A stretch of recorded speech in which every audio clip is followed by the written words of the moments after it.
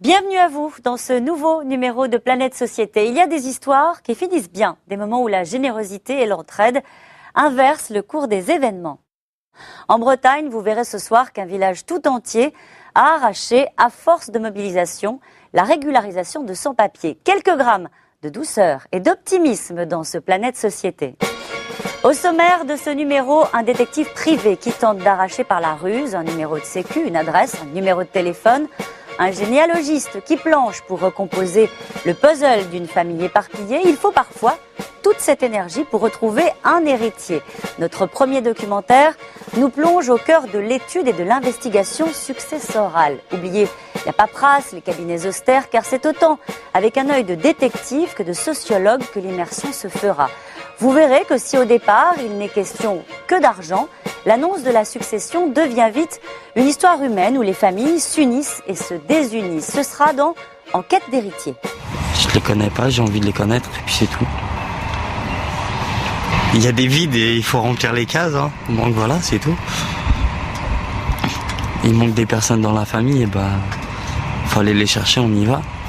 Notre deuxième documentaire nous raconte la révolte d'un village d'irréductibles bretons. Depuis plus de 5 années, une communauté de Maliens vit dans la petite ville de Montfort-sur-Meux, parfaitement intégrée à la population.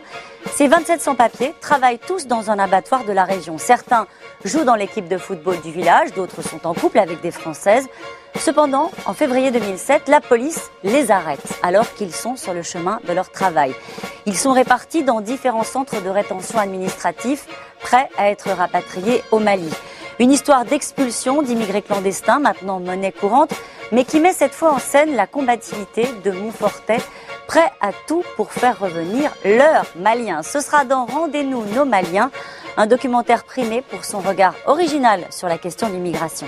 Rendez-nous nos amis Maliens, rendez-nous nos amis Maliens, rendez-nous nos amis Maliens, rendez-nous nos amis Maliens. Retrouver une nièce pour lui dire qu'elle a hérité de sa vieille tante. Reconstituer une famille où les frères et sœurs ne se parlent plus depuis 25 ans. L'organisation d'une succession ne tourne pas toujours forcément au pugilat. Il arrive parfois que la démarche du notaire soit une bonne nouvelle, pas seulement pour l'argent au bout du compte, mais pour ce moment où les familles sont obligées de se recomposer après des années d'absence. Comment faire quand les liens entre deux frères n'existent plus que sur un registre? Comment faire quand on a perdu toute trace des héritiers? Vous allez voir que dans ces cas-là commence un vrai travail de fourmi, un vrai travail d'enquête où le détective privé doit flirter parfois avec l'illégalité pour mener à bien sa recherche. Car comment faire pour retrouver quelqu'un qui n'a ni domicile connu, ni numéro de sécurité sociale, ni compte en banque? Vous verrez que rechercher un héritier peut mener les spécialistes à arpenter les trottoirs. Une investigation sociale développée tout de suite dans En quête d'héritiers.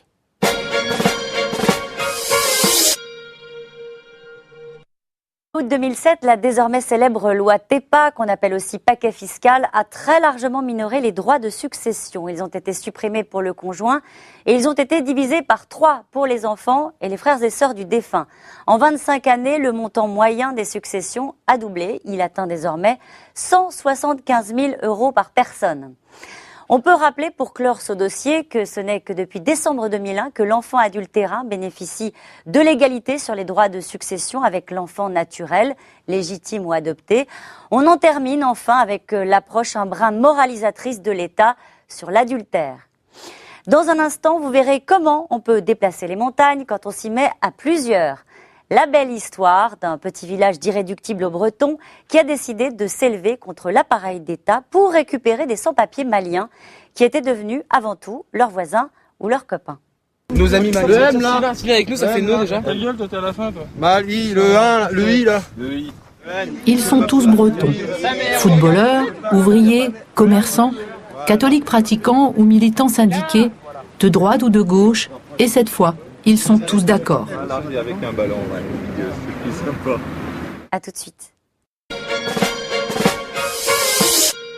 Bienvenue si vous nous rejoignez dans Planète Société. 29 796, c'est le nombre de sans-papiers reconduits à la frontière en 2008. Parmi ces statistiques, on retrouve 2/3 d'expulsions contraintes, le reste étant constitué de clandestins qui ont accepté le retour volontaire.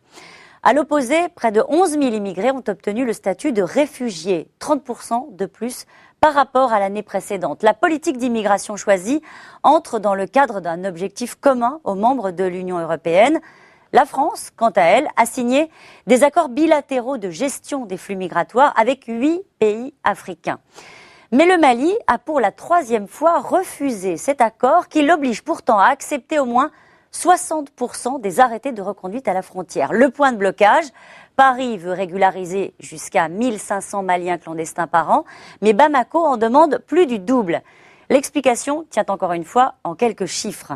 Les 4 millions de Maliens qui vivent en dehors des frontières du Mali rapatrient 200 millions d'euros vers le Mali, soit 10% des revenus du pays. On comprend mieux pourquoi les autorités de Bamako prennent leur temps.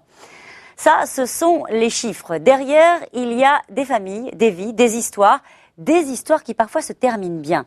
Regardez comment en Bretagne, un village de 2000 habitants est resté solidaire de ces sans-papiers après leur arrestation. Retour sur cette histoire émouvante, tout de suite dans Rendez-nous nos Maliens. Le collectif Mali-Montfort. Ainsi, 2 ans après leur arrestation, 900 papiers ont pu bénéficier d'une carte de séjour d'1 an sur les 23 interpellés. 5 autres sont en cours de régularisation. Une circulaire de janvier 2008 du ministère de l'Immigration régularise leur situation. Elle précise que la préfecture peut accorder des régularisations au cas par cas à des travailleurs sans papiers intérimaires s'ils respectent certains critères, comme par exemple exercer un emploi faisant partie de la liste des 150 métiers dits en tension, comme la restauration, l'hôtellerie, le nettoyage, les services à la personne, résider en France depuis 5 ans et avoir soit un CDI, soit un CDD d'au moins 1 an. Toujours dans l'illégalité, les 9 derniers sans-papiers sont en attente que leurs dossiers parviennent à la préfecture. Pour le moment, ils sont disséminés sur le territoire français, sont toujours contraints de vivre de manière clandestine. Au rythme de 2 dossiers par mois, la préfecture devrait bientôt s'intéresser à leur régularisation.